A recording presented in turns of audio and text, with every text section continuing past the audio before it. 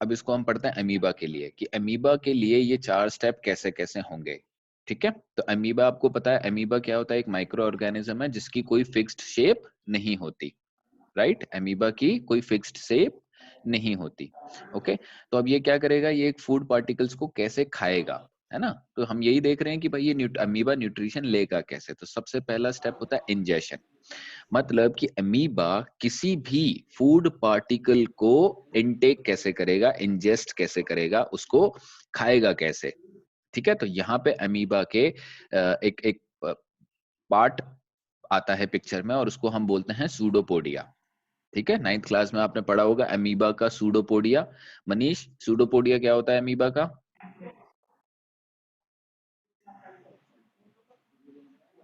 भैया मुझे बताइए, मैं बताऊं? बबलू, मुझे नहीं पता। मैं बताऊं भैया? मैं बताऊं? हाँ मोहित बोल। भैया फूड पार्टिकल्स के साइड में ना बॉक्स बना देता है, उसको अंदर लेने के लिए उसको सूडोपोडिया बोलते नहीं, गलत। निखिल? हैं। Feet of amoeba. हाँ, feet of amoeba, that is false feet of amoeba. ठीक है, एक्चुअल में फीट नहीं होते इसके, फॉल्स होते हैं ये, इसलिए बोलते हैं सूडो। सूडो मतलब होता है फॉल्स, नॉट रियल। पोडिया मतलब होता है फीट, सूडो पोडिया। ओके, तो सूडो मतलब होता है which is not real. Okay, आ रही बात समझ में? तो फॉल्स फीट बोलते हैं इनको। रियल अमीबा के कोई फीट नहीं होते। अमीबा एक माइक्रो ऑर्गेनिज्म है जिसकी कोई फिक्स्ड शेप नहीं है, ये हमने ऑलरेडी पढ़ रखा है, राइट। आठवीं क्लास से पढ़ा रहे हैं आपको अमीबा को। तो अमीबा एक ऐसा माइक्रो ऑर्गेनिज्म है जिसकी कोई फिक्स्ड शेप नहीं होती, है ना। तो जब उसकी फिक्स्ड शेप नहीं होगी तो हम नहीं बता सकते ना उसकी आंख कहाँ है, हाथ कहाँ है, पाँव कहाँ है। जिसकी कोई फिक्स्ड शेप हो उसको हम बता सकते हैं कि भाई इसके हाथ ये रहे, इस जगह होंगे, पाँव ये रहे। तो ये क्या करता है, ये क्या करता है, एक फॉल्स फीट बाहर निकालता है। ठीक है, फॉल्स फीट बाहर निकालता है और फूड पार्टिकल को चारों तरफ से घेर लेता है। जैसे आपने डायग्राम में देख रखा होगा, सपोज ये फूड पार्टिकल है, तो ये इसने इस तरीके से 2 पैर अपने बाहर निकाल दिए, और इन 2 पैरों को हम बोलते हैं सूडोपोडिया। क्या बोलते हैं? सूडोपोडिया। आ रही बात समझ में? तो ये होते हैं आपके सूडोपोडिया, ये इसको चारों तरफ से घेर लेंगे, और फिर उसके बाद क्या करेंगे, इसको ये अंदर ले जाएंगे। अब ये जब अंदर ले जाते हैं तो क्या होता है, होता ये है कि एक फूड वैक्यूल, देखो ये बहुत इंपॉर्टेंट है, एक फूड वैक्यूल फॉर्म हो जाती है। क्या होती है? एक फूड वैक्यूल। वैक्यूल का मतलब होता है बबल। ठीक है, एक फूड वैक्यूल फॉर्म होता है इस तरीके से। जब इसके अंदर जाता है तो फूड वैक्यूल फॉर्म होता है, और जो आपका फूड पार्टिकल है वो फूड वैक्यूल के अंदर होता है। ओके, एक बबल बन जाता है। अगर मैं आपको बताऊं तो, जैसे आपने वो बबल फुलाए हैं भाई, बबल फुलाने की मशीन आती है ना, जैसे ही आप उस पे फूंक मारते हो तो क्या होता है कि वो एक बबल बना लेती है। ठीक है, तो वो ऐसा एक बबल बन जाता है। ठीक है, ऐसा बबल बन जाएगा, और उस बबल के अंदर वो फूड पार्टिकल होता है। बताइए भैया एक बार। ठीक है, जैसे ही ये फूड पार्टिकल अंदर जाता है तो क्या होता है कि जैसे ही वो मेम्ब्रेन को क्रॉस करता है, अमीबा की सेल वॉल को, अमीबा की सेल मेम्ब्रेन को वो क्रॉस करता है, तो ये क्या करता है, सेल मेम्ब्रेन उसको एक फूड वैक्यूल दे देता है। फूड वैक्यूल मतलब क्या होता है, देखो इस तरीके थैला बना देता है उसका। ठीक है, ओके, मतलब जैसे आपने सामान लेने गए, आप एप्पल लेने गए, तो आप फ्रूट वाले ने क्या किया, आपने एक एप्पल लिया, उस एप्पल के चारों तरफ उसने क्या कर दिया, उसने आपको एक पन्नी दे दी। ऐसा समझ लो, जैसे पन्नी दे दी, तो पन्नी क्या होती है, पूरे वैक्यूल, पूरे फूड को, मतलब एप्पल को वो कवर करके रखती है। और एक एग्जांपल देखो, जैसे अगर आप कहीं जब एक चॉकलेट खाते हो आप, तो चॉकलेट किसके अंदर रैप्ड होती है? एक पन्नी के अंदर रैप होती है, हाँ है ना, है ना। चॉकलेट उस पन्नी के अंदर होती है। उस चॉकलेट को बाहर की एयर से कौन बचाता है? वो पन्नी बचाती है। तो इस तरीके से एक पन्नी, एक बबल, एक वैक्यूल बन जाता है फूड पार्टिकल के चारों तरफ, जब वो अमीबा के अंदर जाता है। क्लियर है? जब वो अमीबा के अंदर जाएगा, इसकी अमीबा की बॉडी के अंदर जाएगा, तो फूड पार्टिकल के चारों तरफ एक वैक्यूल बन जाता है, एक बबल बन जाता है, एक थैला बन जाता है। ठीक है, तो ये थैला करता क्या है, what is the function of this food vacuole? Food vacuole का काम है फूड पार्टिकल को, फूड पार्टिकल को अमीबा की बॉडी से, आवाज करके अमीबा की भैया।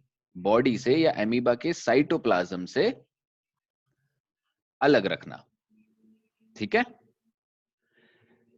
फूड वैक्यूल का काम क्या होता है? फूड वैक्यूल का काम है फूड पार्टिकल को अमीबा के साइटोप्लाज्म से अलग रखना। वो साइटोप्लाज्म में उसको मिक्स नहीं हो जाने देता। क्लियर है भाई? समझ में आ रहा है? ये पूरा अमीबा है ना, इसके अंदर साइटोप्लाज्म होगा। साइटोप्लाज्म मतलब जेली लाइक स्ट्रक्चर होता है, इतना तो पढ़ा है 9वीं क्लास में। साइटोप्लाज्म क्या होता है? सेल का। तो जैसे ही फूड पार्टिकल उसके अंदर जाता है, अगर वो साइटोप्लाज्म नहीं होगा, सॉरी, अगर ये फूड वैक्यूल नहीं होगा, तो क्या साइटोप्लाज्म में मिक्स हो जाएगा? हाँ या ना?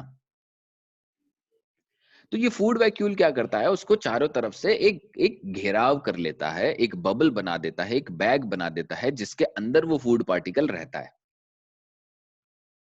समझ में आ रही बात? ठीक है। अब डाइजेशन का मतलब क्या होता है भाई? डाइजेशन का मतलब होता है एक पार्टिकल को, फूड पार्टिकल को स्मॉलर पार्टिकल्स में तोड़ना, है ना? breakdown of food into smaller particle is known as digestion. What is digestion? Digestion is a process in which food particle breaks into smaller pieces. Yes, छोटे pieces में वो बटता है, टूटता है। तो अब ये जो स्मॉलर पार्टिकल्स में वो टूटेगा तो फूड वैक्यूल के अंदर ही टूटता है। ठीक है। तो जो भी इसको एंजाइम डालना होता है वो फूड वैक्यूल के अंदर अमीबा डाल देता है, और ये जो फूड पार्टिकल है वो छोटे टुकड़ों में टूट जाता है। क्या हो जाता है? छोटे टुकड़ों में टूट जाता है। तो डाइजेशन हो चुका है भाई। अब क्या होगा? अब क्या होता है कि ये जो फूड वैक्यूल है, इस फूड वैक्यूल में से जो भी न्यूट्रिएंट्स हैं वो न्यूट्रिएंट्स एब्जॉर्ब होने हैं। ठीक है। अब क्या होता है कि ये जो नया जो फूड वैक्यूल बनेगा इस तरह, अब यहाँ पे क्या होगा? अब एक सॉलिड, एक फूड पार्टिकल नहीं है आपके पास, ऐसे टूटे हुए पार्टिकल्स हैं। दिख रहे हैं आपको? ये टूटा हुआ पार्टिकल्स हैं पूरे। ठीक है। ये टूटे हुए पार्टिकल्स बन गए। यहाँ पे क्या था? सिंगल फूड पार्टिकल था, यहाँ पे बाहर में था, फिर उसके बाद एक फूड वैक्यूल बन गया इसके चारों तरफ। ये हो गया आपका इंजेशन। इंजेशन के बाद ये हो गया आपका डाइजेशन। ये वाली प्रोसेस हो गई आपकी डाइजेशन। यहाँ पे डाइजेशन हो गया। ओके। अब क्या होगा? अब एब्जॉर्प्शन होना है। एब्जॉर्प्शन मतलब ये जो फूड पार्टिकल्स हैं इनमें से जो भी काम के हैं उन सबको अमीबा एब्जॉर्ब कर लेगा। ठीक है। इसमें से जो न्यूट्रिएंट हैं वो सब अमीबा उसको एब्जॉर्ब कर लेगा। ठीक है। और इजेशन मतलब अब जो बाकी वेस्ट बच गया उसको वो फेंक देगा बाहर। और कैसे फेंकता है? कहीं भी एक मेम्ब्रेन उसकी रप्चर हो जाती है, मतलब कहीं से भी वो मेम्ब्रेन को अपना, अब जैसे एब्जॉर्प्शन का मतलब क्या है? फूड फूड वैक्यूल आपका हट जाएगा और आपके सारे पार्टिकल्स, आपका जो भी फूड पार्टिकल है वो इस तरीके से आ जाएंगे बाहर। ठीक है। ये कौन सा स्टेप है? ये स्टेप है आपका एब्जॉर्प्शन का। क्लियर? ये एब्जॉर्ब कर लिया उसने। और अब इजेशन कैसे होगा? देखो, डाइजेशन में क्या होगा कि ये जो अमीबा है वो एक तरफ से ऐसे रप्चर हो जाएगा, ऐसे फट जाएगा और थूक देगा जो भी वेस्ट पार्टिकल थे इसके, और बाकी थोड़ा बहुत जितने भी न्यूट्रिएंट इसने एब्जॉर्ब करना था वो कर लिया उसने। क्लियर है? बात समझ में आ रही है भाई? ये पूरी स्टेप समझ में आ रही है? ये आपका इजेशन। देखो वापस से समझो। इंजेशन मतलब intake of food. Intake of food कैसे होता है? इसने एक फूड पार्टिकल को आइडेंटिफाई किया, उसके चारों तरफ क्या कर दी? सूडोपोडिया बना लिया। सूडोपोडिया बनाने से क्या हुआ? उसको घेर लिया और एक फूड वैक्यूल के अंदर फूड पार्टिकल को इंजेस्ट कर लिया, खा लिया। ठीक है। Step 1 ingestion is over. Step 2 digestion. Digestion क्या होता है? जब आपका ये फूड पार्टिकल छोटे छोटे टुकड़ों में टूट जाता है, स्मॉलर पार्टिकल्स में ब्रेक डाउन हो जाता है, तो उसको हम बोलते हैं डाइजेशन। ठीक है। ये फूड वैक्यूल करता क्या है? फूड वैक्यूल करता ये है कि ये जो फूड पार्टिकल है उसको साइटोप्लाज्म से अलग रखता है। ठीक है। इसमें क्या करेगा? इसमें इस फूड वैक्यूल में अमीबा एंजाइम डालेगा और एंजाइम डाल के डाइजेस्ट करवाएगा। डाइजेस्ट मतलब एक बड़े फूड पार्टिकल को छोटे छोटे पार्ट्स में तोड़ेगा। जब ये काम हो जाएगा तो डाइजेशन ओवर। अब क्या करना है? अब एब्जॉर्प्शन होना है। एब्जॉर्प्शन होना है तो फूड वैक्यूल टूट जाएगा और जो भी न्यूट्रिएंट्स हैं वो सब साइटोप्लाज्म में मिक्स हो जाएंगे। तो एब्जॉर्ब हो गया भाई। ठीक है। अभी जो काम था वो हो गया, और जो वेस्ट प्रोडक्ट है वो वेस्ट प्रोडक्ट कैसे बाहर निकालेगा अमीबा? वो क्या करेगा? एक एक जगह से अपने सेल की मेम्ब्रेन को रप्चर कर लेगा, तोड़ देगा, और फिर जितना भी वेस्ट मटेरियल है वो सब बाहर, और जो भी न्यूट्रिएंट थे वो सब साइटोप्लाज्म ने एब्जॉर्ब कर लिए। जो नहीं एब्जॉर्ब हो पाए या जो एब्जॉर्ब नहीं हुआ मतलब वो वेस्ट है और वो उसको बाहर निकाल देता है। क्लियर है बात? सारे स्टेप याद है? ऐसे ही आपने पेपर में लिखना है। अगर न्यूट्रिशन इन अमीबा पूछा जाता है तो आपको चारों स्टेप को डायग्राम के साथ और थोड़े एक्सप्लेनेशन के साथ लिखना है, तभी नंबर मिलेंगे, अदरवाइज नंबर नहीं मिलेंगे। और मैं आपको बता रहा हूँ याद करने का यही तरीका है। आपने स्टेप को याद करना है, इंजेशन, डाइजेशन, एब्जॉर्प्शन, इजेशन। अब चारों स्टेप को आपको लिखना है विद डायग्राम। समझ में आ रही बात? पक्की बात है। अब देखो, ये जो न्यूट्रिशन इन अमीबा है, इसका एक वर्ड भी है, इसका मतलब क्वेश्चन पूछ लिया जाता है कि डिफाइन फेगोसाइटोसिस। ठीक है, तो फेगोसाइटोसिस भी बोलते हैं इसको। इस न्यूट्रिशन इन अमीबा को फेगोसाइटोसिस भी बोलते हैं। ठीक है, इस न्यूट्रिशन इन अमीबा को फेगोसाइटोसिस भी बोला जाता है। जब अमीबा खाना खाता है तो उसको हम बोलते हैं फेगोसाइटोसिस। क्लियर? समझ में आ रही बात? तो ये तो हो गया अमीबा का न्यूट्रिशन। ठीक है, अब हम पढ़ते हैं न्यूट्रिशन इन ह्यूमन बीइंग। ठीक है, बहुत इंपॉर्टेंट है भाई, न्यूट्रिशन इन ह्यूमन बीइंग। तो देखो, न्यूट्रिशन इन ह्यूमन बीइंग कैसे होगा? न्यूट्रिशन इन ह्यूमन बीइंग के भी 5 स्टेप हैं। जैसे अमीबा के कितने स्टेप हैं? 4 स्टेप हैं। न्यूट्रिशन इन ह्यूमन बीइंग के 5 स्टेप हैं। ठीक है, पहला स्टेप इंजेशन, वही स्टेप है। ठीक है, एक स्टेप बीच में ऐड हो जाता है बस। दूसरा स्टेप है डाइजेशन। तीसरा स्टेप है एब्जॉर्प्शन। एब्जॉर्प्शन। चौथा स्टेप है एसिमिलेशन।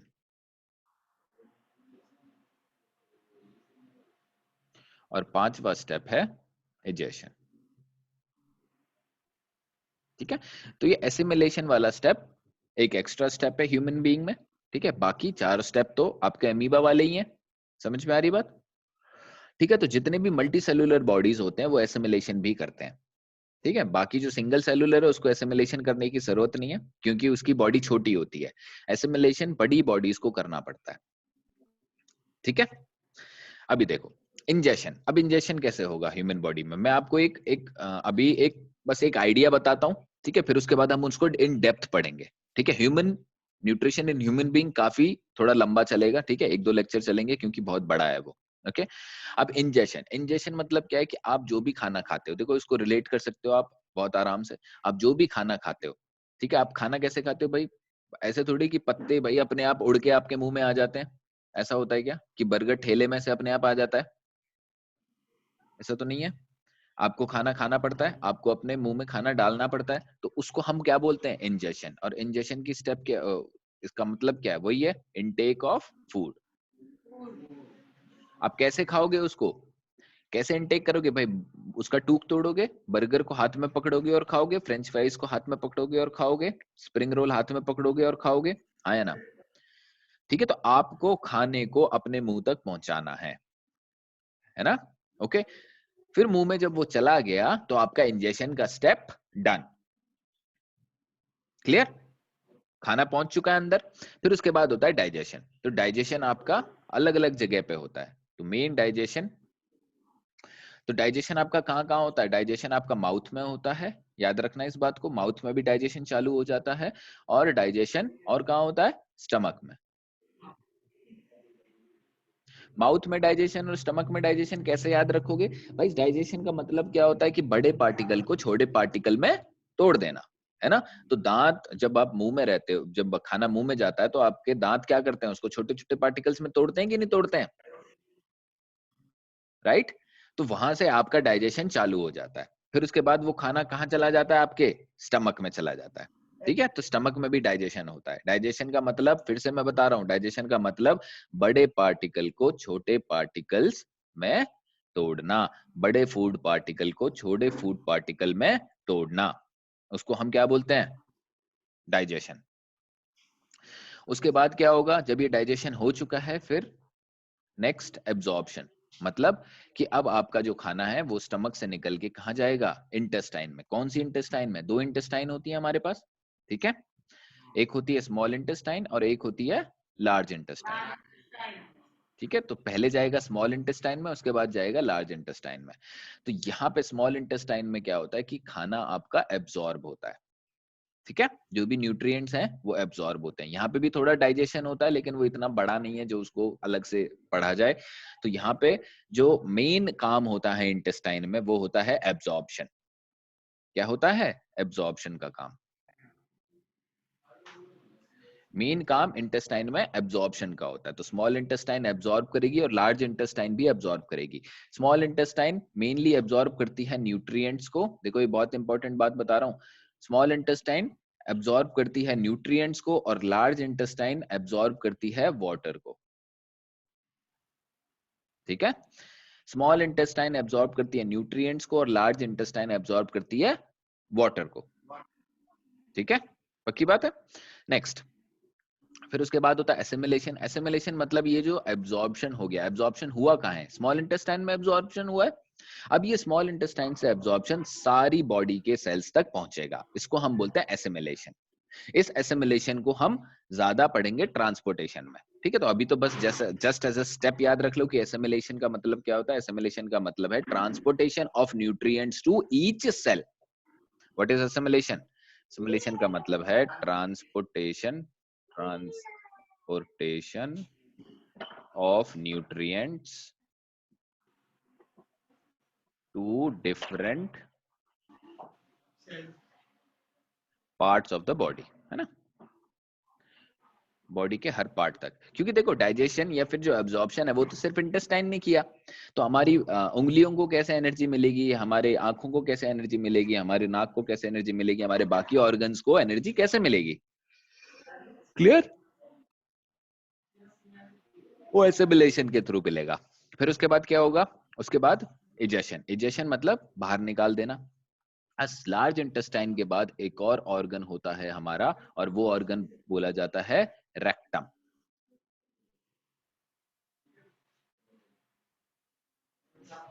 रेक्टम, रेक्टम मतलब एक थैला होता है, एक ब्लैडर टाइप होता है, एक रेक्टेंगुलर मतलब जगह होती है जहां पे आपका जो भी वेस्ट मटेरियल है वो स्टोर हो जाता है जाके। ठीक है, सारा वेस्ट मटेरियल वहां पे स्टोर होता है रेक्टम में।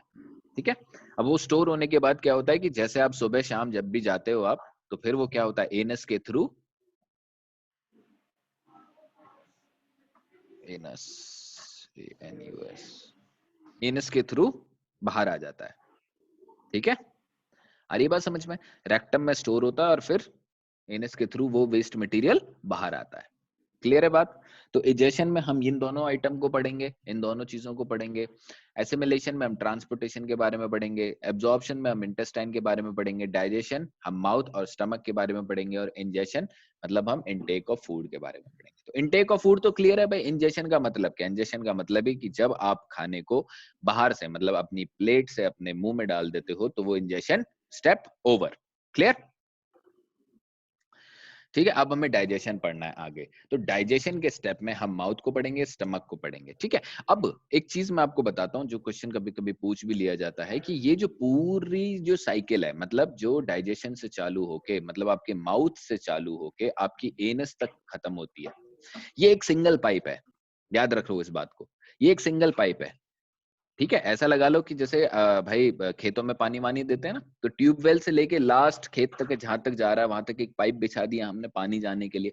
तो एक ये सिंगल पाइप है, और इस पाइप का नाम होता है एलिमेंट्री कनाल। बहुत इंपॉर्टेंट बात है, एलिमेंट्री कनाल।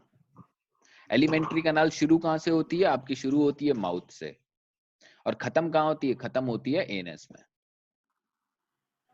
शुरू होती है माउथ से और खत्म होती है एनस पे, एलिमेंट्री कनाल। अब इस एलिमेंट्री कनाल, जो स्टमक किसका पार्ट है? एलिमेंट्री कनाल का। स्मॉल इंटेस्टाइन किसका पार्ट है? एलिमेंट्री कनाल का। माउथ किसका पार्ट है? एलिमेंट्री कनाल का। आ रही बात समझ में? ये पूरी एलिमेंट्री कनाल है। ठीक है, माउथ से स्टार्ट होती है और एनस तक, एनस पे जाके खत्म हो जाती है। पक्की बात?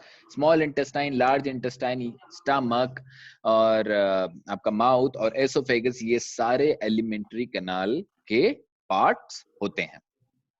क्लियर है?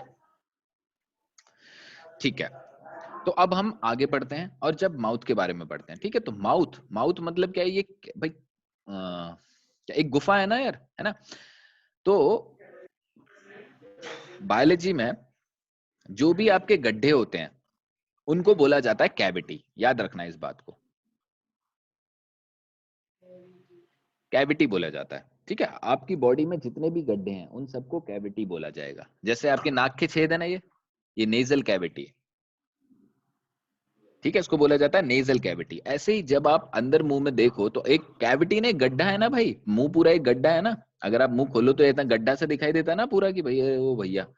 तो इस कैविटी को बोला जाता है बक्कल कैविटी। इस कैविटी को बोला जाता है बक्कल कैविटी। इस बक्कल कैविटी में क्या होता है, इस बक्कल कैविटी में दो चीजें होती हैं। इस बक्कल कैविटी में दो चीजें होती हैं। क्या? पहला है टीथ, दूसरा है टंग। टीथ एंड टंग, दांत है आपके उस कैविटी में और आपकी जीभ है उस कैविटी में। दो चीजें, अगर आप मुंह में देखो तो दो चीजें ही है ना भाई, एक तो दांत है और क्या है, और जीभ है। तीसरी तो कोई चीज नहीं है। तो इस बक्कल कैविटी के अंदर दो चीजें आती हैं, टीथ और टंग। इस बक्कल कैविटी के अंदर कितनी चीजें हैं निखिल? अरे सो रहा है तो।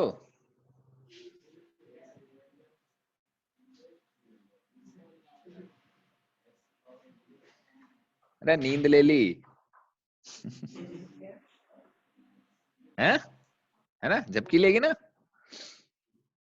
है लेगा, झपकी ले गया भाई, झपकी ले गया।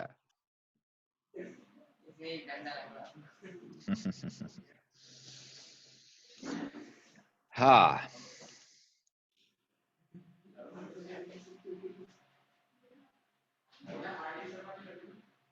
एलिमेंट्री कैनाल क्या होता है निखिल?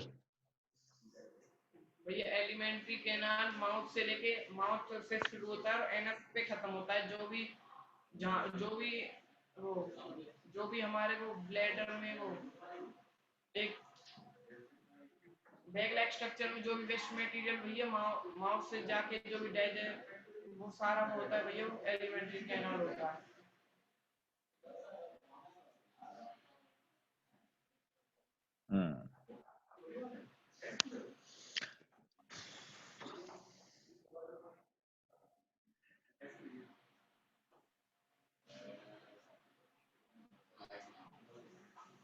बकल कैविटी क्लियर है? बकल कैविटी मतलब आपका माउथ, और माउथ बकल कैविटी में दो चीजें होती हैं, एक होता है टीथ और दूसरी क्या होती है? टंग। Teeth and tongue.